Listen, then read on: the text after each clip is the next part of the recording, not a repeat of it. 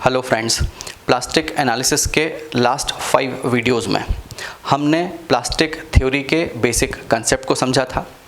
फिर मैंने आपको कुछ केसेस बताए थे। उन केसेस में हमने एक्शियल लोड अप्लाई किया था और उन केसेस के लिए मैकेनिज्म बना के कोलैप्स लोड की वैल्यू कैलकुलेट की थी। मैंने उस पर बेस कुछ न्यूमेरिकल भी आपको सॉल्व करके बताए थे। प्लास्टिक एनालिसिस के 5th पार्ट में हमने स्टेजेस ऑफ बेंडिंग को डिस्कस किया था। मैंने आपसे कहा था कि अगर हम किसी भी शेप का एक क्रॉस सेक्शन लेते हैं और उसके ऊपर जब हम ग्रेजुअली लोड इंक्रीज करते हैं तो फिर हमें 3 स्टेजेस ऑफ बेंडिंग मिलती हैं। सबसे पहले इलास्टिक स्टेज आती है, फिर इलास्टो प्लास्टिक स्टेज आती है और फाइनली प्लास्टिक स्टेज आती है। मतलब किसी भी स्ट्रक्चर के ऊपर बेंडिंग 3 स्टेजेस में आती है। ठीक, अब आज इस प्लास्टिक एनालिसिस के 6th पार्ट में हम उन स्टेजेस ऑफ बेंडिंग में मोमेंट ऑफ रेजिस्टेंस की वैल्यू क्या होगी उसको कैलकुलेट करते हैं। तो देखिए, शुरुआत करता हूँ। सबसे पहले हम आज स्टार्ट करते हैं stages of bending for rectangular section. देखिए, मुझे पता है कि मोमेंट ऑफ रेजिस्टेंस जब आप कैलकुलेट करते हैं तो फिर उसमें सेक्शन की प्रॉपर्टीज़ यूज़ होती हैं। मतलब cross section area, moment of inertia, ये सब यूज़ होता है। तो फिर हर सेक्शन के लिए, किसी भी शेप के लिए मोमेंट ऑफ रेजिस्टेंस अलग होगा। तो फिर आज हम रेक्टेंगुलर सेक्शन के लिए मोमेंट ऑफ रेजिस्टेंस क्या होगा उसको डिस्कस करते हैं। तो चलिए शुरुआत करता हूँ। देखिए, मैंने यहाँ पे लिखा there are 3 stages of bending, जो मैंने लास्ट वीडियो में बताया था। फर्स्ट इलास्टिक स्टेज होती है, फिर इलास्टो प्लास्टिक स्टेज आती है और फिर जब हम लोड को और इंक्रीज करते हैं तो फिर फाइनली प्लास्टिक स्टेज आती है। और प्लास्टिक स्टेज आने के बाद स्ट्रक्चर फेल हो जाता है, मतलब यूज़फुल नहीं होता। ठीक, अब सबसे पहले हम फर्स्ट केस की बात करते हैं कि इलास्टिक स्टेज में मोमेंट ऑफ रेजिस्टेंस क्या होगा। तो मैंने लिखा moment of resistance eight elastic stage. अब जब इलास्टिक स्टेज की बात करते हैं तो मैंने आपसे कहा था कि स्ट्रेस और स्ट्रेन के बीच में एक लीनियर रिलेशनशिप होती है। मतलब जैसे जैसे आप लोड इंक्रीज करते हैं वैसे वैसे स्ट्रेस इंक्रीज होगी, मतलब स्ट्रेन भी इंक्रीज होगी लीनियर वे में। ठीक है, तो देखिए यहाँ पे मैंने कहा कि stress in this stage sigma is less than sigma Y, और इसीलिए जो स्ट्रेन की वैल्यू है वो भी एप्सिलॉन y से कम होगी। तो देखिए मैंने यहाँ पे लिखा strain in this stage epsilon is less then epsilon y। मतलब स्ट्रेस और स्ट्रेन दोनों ही अपनी ईल्ड लिमिट से कम है। तो फिर जो मोमेंट ऑफ रेजिस्टेंस होगा उस सेक्शन पे, उसे मैंने लिखा moment of resistance at this stage m is equal to sigma into z। ठीक है, अब ये फॉर्मूला कहाँ से आया? तो इसके लिए जो हम बेंडिंग इक्वेशन ड्राइव करते थे, मतलब m by I is equal to f by Y is equal to e by R, उस इक्वेशन से ये फॉर्मूला निकलता है। ठीक, जिसे आप सोम में पढ़ते थे। तो आप इतना याद रखिए कि मोमेंट ऑफ रेजिस्टेंस जो होगा m is equal to sigma into z के बराबर होगा। ठीक है, यहाँ पे z जो है वो क्या है? Section modulus of the beam section. इसे इलास्टिक सेक्शन मॉडुलस बोला जाता है। क्यों? क्योंकि इलास्टिक लिमिट के अंदर है, मतलब इलास्टिक लिमिट को रिप्रेजेंट करता है, इसलिए इसको z से रिप्रेजेंट किया जाता है। ठीक है, यहाँ पे सिग्मा जो है वो एक्सट्रीम फाइबर के अंदर स्ट्रेस होती है। किसी भी क्रॉस सेक्शन का जो एक्सट्रीम फाइबर होते हैं, टॉप हो या बॉटम फाइबर हो, उस पे जो एक्सट्रीम स्ट्रेसेस होती हैं उसको रिप्रेजेंट करता है। ठीक है, मतलब मोमेंट ऑफ रेजिस्टेंस ये होता है। अब अगर सिग्मा की वैल्यू सिग्मा वाई के बराबर हो जाए तो क्या होगा? तो मैंने यहाँ पे लिखा first yield occurs at the extreme fibre and section develop it's yield moment. कि अगर सिग्मा की वैल्यू सिग्मा वाई के बराबर हो जाए तो फिर जो मोमेंट ऑफ रेजिस्टेंस होगा उसे मैं यील्ड मोमेंट बोल दूंगा, और यील्ड मोमेंट की जो वैल्यू होगी वो सिग्मा वाई इंटू जेड होगी। क्लियर? अब ये जेड क्या होता है? जैसे मैंने अभी आपसे कहा सेक्शन मॉडुलस, ये सेक्शन मॉडुलस आई अपॉन वाई होता है, वाई मैक्सिमम। तो मैंने यहाँ पे लिखा आई मतलब moment of inertia of that section upon Y max. ठीक, इसको जब सॉल्व करोगे तो ये बी डी स्क्वायर बाय 6 हो जाएगा। मतलब एम वाई की जो वैल्यू होगी, मतलब यील्ड मोमेंट की जो वैल्यू होगी वो sigma Y into B D square by 6 हो जाएगी। क्लियर? अब इलास्टोप्लास्टिक स्टेज में मोमेंट ऑफ रेजिस्टेंस क्या होता है उसको डिस्कस करने के पहले मैं आपको प्लास्टिक स्टेज में जो मोमेंट ऑफ रेजिस्टेंस होता है उसको कैलकुलेट करना बताता हूँ। तो देखिए यहाँ पे मैंने लिखा moment of resistance eight plastic stage, ठीक। ये क्रॉस सेक्शन है और मुझे पता है कि प्लास्टिक स्टेज में जो स्ट्रेस का डिस्ट्रीब्यूशन होता है वो कुछ इस तरह का हो जाएगा। यहाँ पे मुझे पता था कि ट्रायंगुलर शेप का होता है, ठीक है। एक वर्टिकल लाइन होती है और आप इस तरह से ज्वाइन करते हैं, मतलब ऊपर भी ट्रायंगुलर पोर्शन होता है और नीचे भी ट्रायंगुलर पोर्शन होता है। लेकिन प्लास्टिक स्टेज में स्ट्रेस का डिस्ट्रीब्यूशन कुछ इस तरह का होता है, मतलब stress throughout the section constant होती है। तो यहाँ पे लिखा भी है मैंने, stress at all points of the section is equal to sigma Y, मतलब इस सेक्शन के हर पॉइंट पे, हर फाइबर पे जो स्ट्रेस की वैल्यू है वो सिग्मा वाई के बराबर है, और उसको मैंने इस कर्व से शो किया। क्लियर। अब मुझे पता है कि मोमेंट ऑफ रेजिस्टेंस क्या होता है। कोई भी सेक्शन जो मोमेंट ऑफ रेजिस्टेंस देता है वो कहाँ से आता है? जब आप किसी सेक्शन को बेंड करते हैं, किसी बीम को बेंड करते हैं, तो न्यूट्रल एक्सिस के ऊपर वाले फाइबर जो हैं वो कंप्रेशन में होते हैं। इस तरह से जब आप बेंड करते हैं तो, ठीक है, मतलब सैगिंग इफेक्ट जब आता है, और बॉटम वाले जो फाइबर्स होते हैं उनके अंदर टेंसाइल फोर्स आता है। तो फिर ये कंप्रेसिव फोर्स और ये टेंसाइल फोर्स मिलके एक कपल जनरेट करता है, और वो couple he moment of resistance होता है, ठीक है। तो देखिए मैंने कहा कि ये जो कंप्रेसिव फोर्स हैं इसको मैंने C से रिप्रेजेंट कर दिया, और नीचे जो टेंसाइल फोर्स है उसको मैंने T से रिप्रेजेंट किया, ठीक। जब दो इक्वल और अपोजिट फोर्स एक पर्टिकुलर डिस्टेंस पे एक्ट करते हैं तो एक कपल फॉर्म करते हैं, और वो couple he moment of resistance होता है, ठीक है। अब देखिए ये वाला जो फोर्स है वो, उसे मैंने कंप्रेसिव फोर्स C बोला, और ये जो फोर्स है इसे मैंने टेंसाइल फोर्स T बोला, और इन दोनों के बीच की जो डिस्टेंस है वो d/2 है। मतलब ये डिस्टेंस d/4 हो गई, ये डिस्टेंस d/4, मतलब टोटल डिस्टेंस उन दोनों फोर्स के बीच की जो है वो d/2 हो जाएगी। क्लियर। अब इस स्टेज में जो मोमेंट ऑफ रेजिस्टेंस होगा वो कितना होगा, तो उसको मैंने लिखा fully plastic moment MP, which is equal to force into lever arm. Lever arm मतलब दोनों फोर्स के बीच की डिस्टेंस। तो देखिए इसको कैलकुलेट और कर लेते हैं। तो यहाँ पे जो वैल्यू आएगी वो होगी सिग्मा वाई इनटू फोर्स चाहिए आपको, तो सिग्मा वाई इनटू एरिया। कौन सा? ये वाला एरिया। एक फोर्स ले लीजिए, तो एक फोर्स क्या होगा? Sigma Y into b into d/2, ये फोर्स हो गया, और लीवर आर्म कितना? d/2, तो into d/2 which is equal to sigma Y into b d²/4। यहाँ तक क्लियर। अब अगर इसको मैं 1.5 से मल्टीप्लाई और 1.5 से डिवाइड कर दूं तो क्या होगा?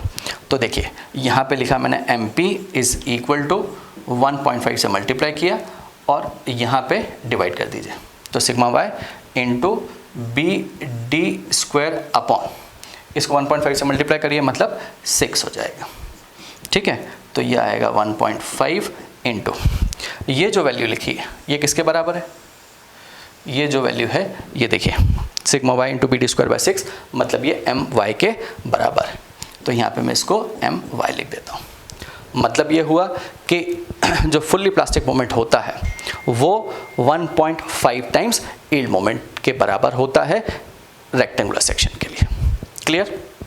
एक बार फिर से बोलता हूँ कि एक रेक्टेंगुलर सेक्शन के लिए जो फुल्ली प्लास्टिक मोमेंट होता है, मतलब moment of resistance eight fully plastic stage जो होता है MP, वो 1.5 टाइम्स यील्ड मोमेंट के बराबर होता है।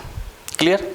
अब एक चीज़ और ध्यान रखिएगा कि जो फुल्ली प्लास्टिक स्टेज में मोमेंट आपने कैलकुलेट किया वो किस स्ट्रेन के करस्पॉन्डिंग है, तो वो देखिए मैंने यहाँ पे लिखा कि this fully plastic moment MP is theoretically obtained when strain epsilon becomes infinite. कि जब स्ट्रेन की वैल्यू इनफाइनाइट हो जाए, मतलब अनरेस्ट्रिक्टेड प्लास्टिक फ्लो स्टार्ट हो जाए, मतलब जब ये सेक्शन पे प्लास्टिक हिंज डेवलप हो जाए, उसके करस्पॉन्डिंग जो मोमेंट होगा वो है ये MP, ठीक। लेकिन मुझे पता है कि ये जो फुल्ली प्लास्टिक मोमेंट MP है, इस टाइम पे तो स्ट्रेन इनफाइनाइट हो गई, और स्ट्रेन इनफाइनाइट तो आप परमिट नहीं कर सकते, तो हम कितनी स्ट्रेन परमिट करते हैं एक सेक्शन में उसकी बात और करेंगे। लेकिन पहले हम इलास्टोप्लास्टिक स्टेज में मोमेंट ऑफ रेजिस्टेंस और कैलकुलेट करते हैं। तो देखिए मैंने यहाँ पे हेडिंग डाली case 2 moment of resistance eight elastoplastic stage. अब ये मैंने क्रॉस सेक्शन कंसीडर किया रेक्टेंगुलर सेक्शन का, यहाँ पे विड्थ b और डेप्थ d है। अब जब हम एक सेक्शन के ऊपर लोड की वैल्यू को इंक्रीज करते हैं तो फिर क्या होगा, सबसे पहले मुझे यील्ड स्ट्रेस मिलेगी आउटर फाइबर के अंदर, और उसके बियॉन्ड भी अगर हम लोड इंक्रीज करते हैं तो फिर जो यील्ड स्ट्रेस है वो नीचे की तरफ प्रोपोगेट होगी। मतलब जो नीचे के फाइबर्स हैं उस क्रॉस सेक्शन में जिनके अंदर स्ट्रेस की वैल्यू यील्ड स्ट्रेस से कम है वो यील्ड लेने लगते हैं। मतलब स्ट्रेस जो है वो यील्ड स्ट्रेस नीचे की तरफ प्रोपोगेट होती जाती है। उसी तरह से बॉटम फाइबर में भी नीचे से ऊपर की तरफ स्ट्रेस प्रोपोगेट होती है। मतलब यील्ड स्ट्रेस की वैल्यू मतलब स्ट्रेस की वैल्यू बढ़ती जाती है, और कब तक बढ़ती है, जब तक वो यील्ड स्ट्रेस पे ना आती जाए। ठीक है। अब ये जो क्रॉस सेक्शन है इसके कुछ फाइबर्स के अंदर स्ट्रेस की वैल्यू यील्ड स्ट्रेस के बराबर हो जाती है, और कुछ फाइबर जिनके अंदर स्ट्रेस की वैल्यू यील्ड स्ट्रेस के बराबर नहीं है वो ये वाला पोर्शन हो गया। क्लियर। मतलब इस सेक्शन के अंदर कुछ पोर्शन इलास्टिक लिमिट के अंदर है और कुछ प्लास्टिक रीजन में चला गया। प्लास्टिक रीजन में जाने का मतलब है कि उसके अंदर स्ट्रेस की वैल्यू यील्ड स्ट्रेस के बराबर हो गई। और इसीलिए मैंने कहा यहाँ पे कि at elastoplastic stage section is partially yielded और प्लास्टिसाइज्ड। मतलब इसका कुछ पोर्शन यील्डेड हो गया या प्लास्टिसाइज्ड हो गया, और कुछ पोर्शन अभी भी इलास्टिक लिमिट के अंदर ही है। ठीक। और वो पोर्शन जिसके अंदर स्ट्रेस की वैल्यू यील्ड स्ट्रेस से कम है उसे मैं बोलता हूँ इलास्टिक कोर। तो देखिए मैंने यहाँ पे लिखा the middle layer of the depth 2y0 remains elastic and this layer is known as elastic core. मतलब ये जो 2y0 डेप्थ है ये इलास्टिक कोर कहलाती है। क्लियर। अब इस सेक्शन की मोमेंट ऑफ रेजिस्टेंस कैपेसिटी कितनी है इलास्टोप्लास्टिक स्टेज में उसको कैलकुलेट करते हैं। तो देखिए अब जब इसके अंदर दो सेक्शन हैं, मतलब दो पोर्शन हैं, एक इलास्टिक और एक प्लास्टिक, तो फिर मोमेंट ऑफ रेजिस्टेंस भी दो पार्ट से मिलकर बनेगा। तो मैंने यहाँ पे लिखा total moment of resistance is equal to moment registered by elastic core plus moment registered by fibres in the plastic region.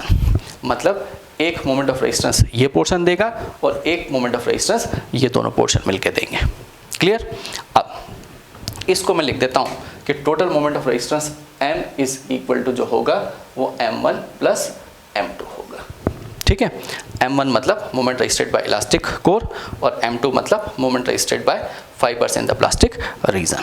अब ये जो M1 की वैल्यू होगी ये कितनी होगी, M1 is equal to moment registered by elastic core. तो देखिए मुझे पता है कि इलास्टिक जो सेक्शन होता है या इलास्टिक लिमिट तक जो सेक्शन मोमेंट ऑफ रेजिस्टेंस देता है उसकी वैल्यू होती है M1 is equal to sigma y into BD²/6 ये होता है। लेकिन यहाँ पे D की जगह क्या लिख दूँ मैं, 2y0। ठीक है। इसको अपन रिप्लेस कर देते हैं 2y0 से। क्यों? क्योंकि अब जो इलास्टिक कोर की डेप्थ है वो 2y0 के बराबर है। तो चलिए इसकी वैल्यू जो हो गई वो कितनी हो गई, सिग्मा y इंटू 2/3, ये 4/6 हो गया, मतलब 2/3 BY0 का स्क्वायर। क्लियर। मतलब इलास्टिक कोर जो मोमेंट ऑफ रेजिस्टेंस देगा वो ये हो गया।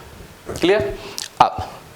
अब प्लास्टिक जो रीजन है वो कितना मोमेंट ऑफ रेजिस्टेंस देगा उसकी बात करते हैं। तो देखिए अब मुझे इन दोनों पोर्शन का मोमेंट ऑफ रेजिस्टेंस चाहिए कि ये दोनों पोर्शन कितना मोमेंट ऑफ रेजिस्टेंस देते हैं। तो उसके लिए प्लास्टिक मोमेंट रेजिस्टिंग कैपेसिटी जो होती है वो सिग्मा y इंटू BD²/4 होती है। अभी मैंने आपको बताया था, और मैंने थर्ड केस पहले डिस्कस इसीलिए किया था कि आपको इस इलास्टोप्लास्टिक स्टेज में मोमेंट रेजिस्टेंस कैपेसिटी बता पाऊँ मैं प्लास्टिक रीजन की। ठीक है। और वो कितनी थी, सिग्मा y इंटू BD²/4 होती है। ठीक। तो यहाँ पे तो पूरा पोर्शन नहीं है, लेकिन अभी मैं लिख लेता हूँ BD²/4 माइनस देखिए ये वाला पोर्शन माइनस करना पड़ेगा, ये वाला पोर्शन, तो कितना है ये b 2y0 का स्क्वायर अपॉन 4। ठीक है, तो इसको सॉल्व कर लीजिए। तो यहाँ पे आया सिग्मा y और इधर b d स्क्वायर बाय 4, ये तो वही रहेगा, और ये 4 और ये 4 से 4 कैंसिल, मतलब b y0 का स्क्वायर। क्लियर, मतलब m1 m2 की वैल्यू मुझे मिल गई। अब m कितना हुआ उसकी बात करते हैं। तो m1 m2 की वैल्यू को इस इक्वेशन में पुट कर दीजिए। ठीक, उसको चाहो तो इक्वेशन 1 बोल दो, तो 1 में पुट कर दीजिए। तो m is equal to m1 plus m2, तो यहाँ पे क्या आएगा sigma y into 2/3 b y0 का स्क्वायर प्लस इस वैल्यू को भी पुट कर दीजिए। तो sigma y b d square by 4 minus b y0 का स्क्वायर। क्लियर, अब इसको सॉल्व कर लेते हैं। और तो m इज इक्वल टू क्या आएगा, m इज इक्वल टू हुआ ये सिग्मा y और b d स्क्वायर बाय 4, ये वैसे के वैसे रख दीजिए। ठीक है, अब इस वैल्यू में से इसको माइनस कर दीजिए। ये कितना है सिग्मा y b y0 का स्क्वायर माइनस 2/3, तो बचेगा कितना 1/3, मतलब 1/3 of sigma y b y0 का स्क्वायर, ये बचा। यहाँ तक क्लियर। अब इसमें से मैं ये कॉमन निकाल दूँ। किसको, इसमें से अगर मैं sigma y b d square by 4 इसको कॉमन निकाल दूँ। ठीक है, ये कॉमन निकाल दीजिए। तो यहाँ कितना बचा 1, ये 1 हो गया, माइनस अब इसमें से आपने कॉमन निकाल दिया d स्क्वायर बाय 4, तो इसमें नहीं है, तो फिर ये कॉमन निकाल चुके हैं, मतलब 4/d स्क्वायर से इस वाले पार्ट में मल्टीप्लाई हो जाएगा। तो फिर यहाँ पे क्या बचेगा 1/3 y0 का स्क्वायर और 4/3 से 4/d स्क्वायर से मल्टीप्लाई हो जाएगा। यहाँ तक क्लियर, मतलब sigma y b d square by 4 जब आपने कॉमन निकाला तो ब्रैकेट के अंदर ये क्वांटिटी बचेगी। क्लियर, अब इस वैल्यू को 1.5 से मल्टीप्लाई कर दीजिए और 1.5 से डिवाइड कर दीजिए। क्यों, क्योंकि इस टर्म को मैं my बनाने की कोशिश कर रहा हूँ। तो देखिए यहाँ पे हुआ sigma y b d square by 6 हो गया, ये 1.5 से जब आपने मल्टीप्लाई किया तो। ठीक है, और इधर नीचे कर दिया 1.5 से, तो ऊपर भी 1.5 से कर दीजिए।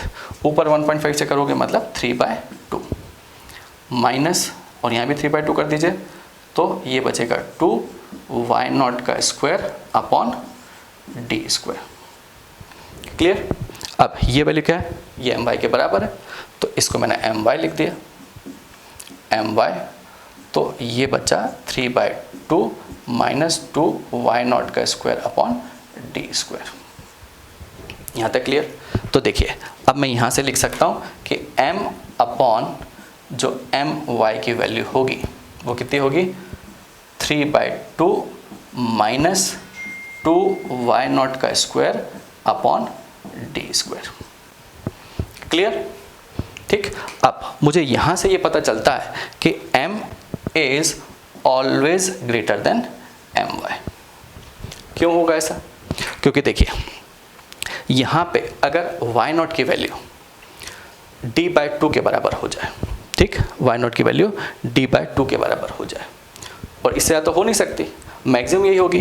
तो अगर मैं यहाँ पे y की जगह d/2 रखूँगा तो ये कितना हो जाएगा 1/2, मतलब m जो है वो my के बराबर हो जाएगा। मतलब इलास्टिक लिमिट जस्ट ख़त्म होगी, उसे मैं यील्ड मोमेंट बोल दूँगा। और अगर y0 की वैल्यू 0 हो जाए तो फिर क्या होगा, m is equal to 3/2 my हो जाएगा, 1.5 my हो जाएगा। इसका मतलब ये हुआ कि m जो है वो प्लास्टिक मोमेंट के बराबर हो जाएगा। क्लियर, मतलब mp बोल देंगे उस m की वैल्यू को, तो mp is equal to 1.5 my होता है, ये मुझे पता है।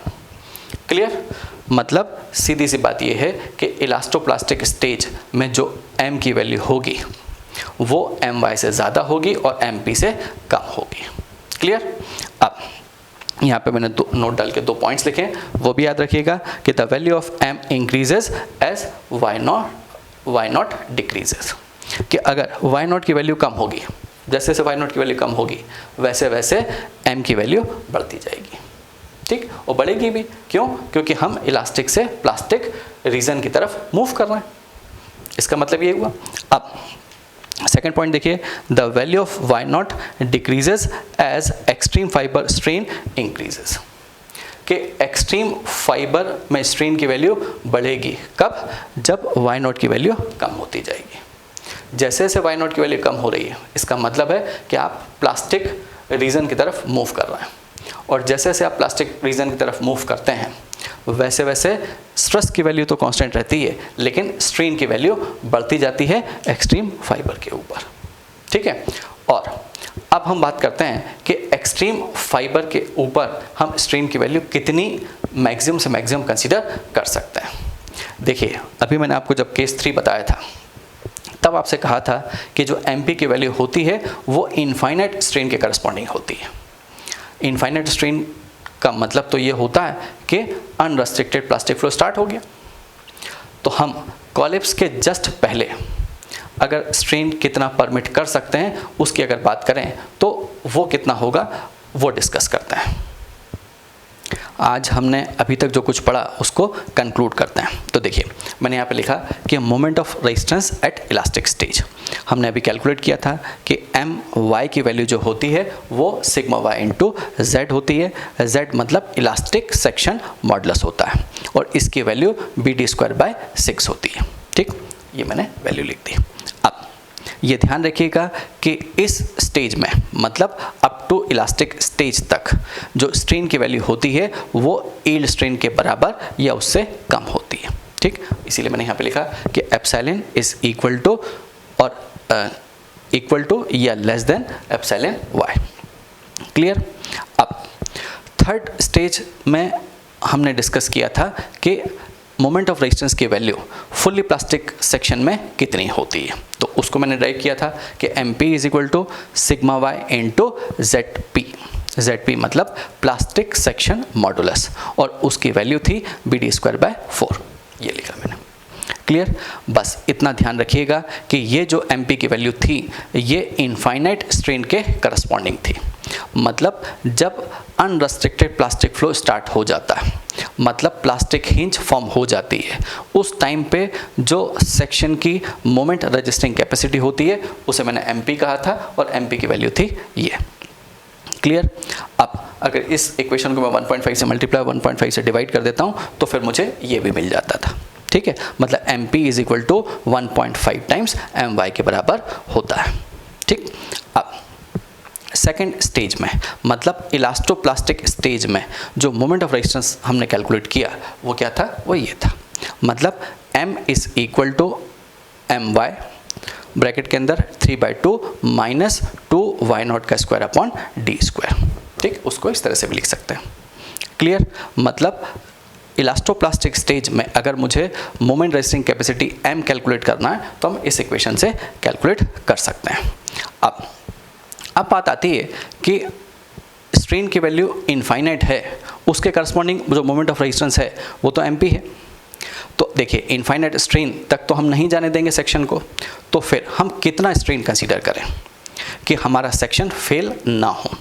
तो जस्ट फेल के पहले, मतलब जो मटेरियल के अंदर फाइबर्स हैं उनके अंदर स्ट्रेन हार्डनिंग होने के जस्ट पहले जो स्ट्रेन की वैल्यू होती है वो कितनी कंसीडर करें उसकी बात करते हैं। तो देखिए, ये ध्यान रखिएगा, बाय प्रैक्टिकल एप्लीकेशंस हम ये जानते हैं कि जब स्ट्रेन की वैल्यू मटेरियल के अंदर 12 टाइम्स यील्ड स्ट्रेन के बराबर होती है तब स्ट्रेन हार्डनिंग की शुरुआत हो जाती है, मतलब तब स्ट्रेन हार्डनिंग होना स्टार्ट होता है किसी भी सेक्शन के अंदर, ठीक।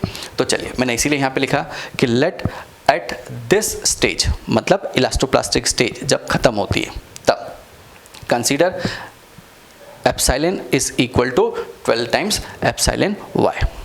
मतलब जब स्ट्रेन की वैल्यू 12 टाइम्स यील्ड स्ट्रेन के बराबर हो जाए तब जो मोमेंट ऑफ रेजिस्टेंस होगा उस सेक्शन का वो आपको मैक्सिमम वैल्यू देगा। मतलब इलास्टोप्लास्टिक रेंज में जो वैल्यू होगी M की वैल्यू वो मैक्सिमम हो जाएगी। कब? जब ये स्ट्रेन होगी। क्लियर। अब मुझे पता है कि वाई नॉट और एप्सिलॉन के बीच में एक इन्वर्स रिलेशन है, मतलब y not is inversely proportional to 1 to strain. ठीक है, मतलब अगर वाई नॉट की वैल्यू हम कम करते जाते हैं तो आउटर फाइबर में स्ट्रेन की वैल्यू बढ़ती जाती है।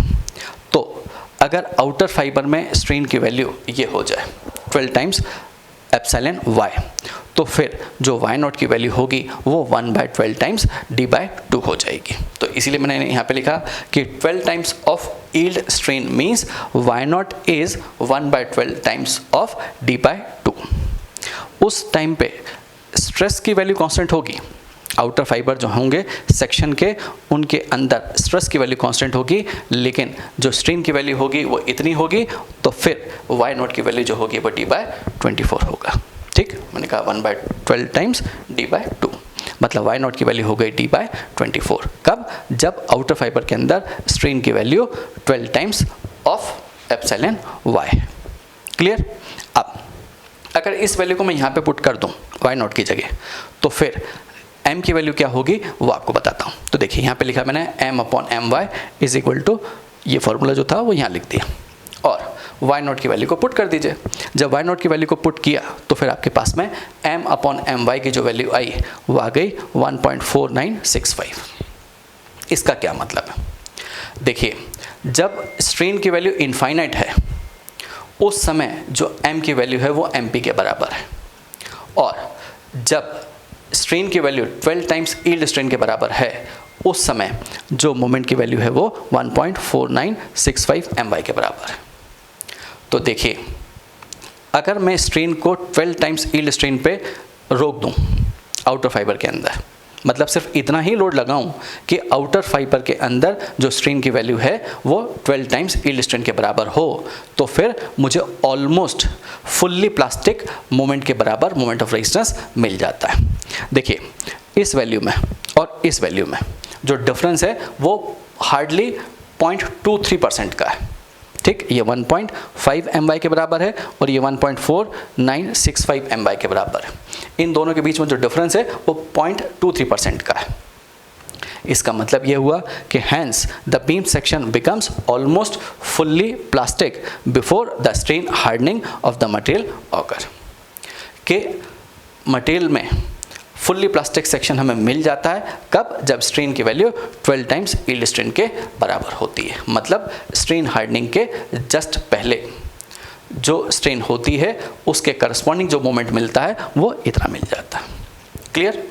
अब मैंने यहाँ पे एक ग्राफ से भी शो करने की कोशिश की है। तो देखिए, मैंने stress versus strain graph plot किया और यहाँ पे बताया आपको कि अप टू यील्ड स्ट्रेन तक जो section moment of resistance generate करेगा, इंड्यूस करेगा, उसकी वैल्यू my है, और उसके करस्पॉन्डिंग जो स्ट्रेन है एप्सिलॉन की वैल्यू वो एप्सिलॉन y के बराबर है।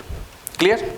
अब जब इलास्टोप्लास्टिक स्टेज की बात की आपने, मतलब इस रीजन को जब कंसीडर किया, तो फिर उस टाइम पे जो मोमेंट ऑफ रेजिस्टेंस की वैल्यू होगी वो वैल्यू हो जाएगी m is equal to 1.4965 my के बराबर, और उस टाइम पे जो स्ट्रेन की वैल्यू है वो है 12 टाइम्स एप्सिलॉन y के बराबर। क्लियर। अब जब स्ट्रेन की वैल्यू इनफाइनाइट हो जाती है, मतलब सेक्शन में अनरेस्ट्रिक्टेड प्लास्टिक फ्लो स्टार्ट हो जाता है या सेक्शन फेल हो जाता है, उस टाइम पे जो m की वैल्यू है उसे मैंने mp बोला, mp is equal to 1.5 times my के बराबर होगी। ठीक, मैंने एक ग्राफ से शो करने की यहाँ पे कोशिश की है, और यहाँ से मुझे ये भी पता चला कि my is less than m और m is less than mp होगा। वो तो होगा भी, वो तभी मैंने आपको ड्राइव करके भी बताया।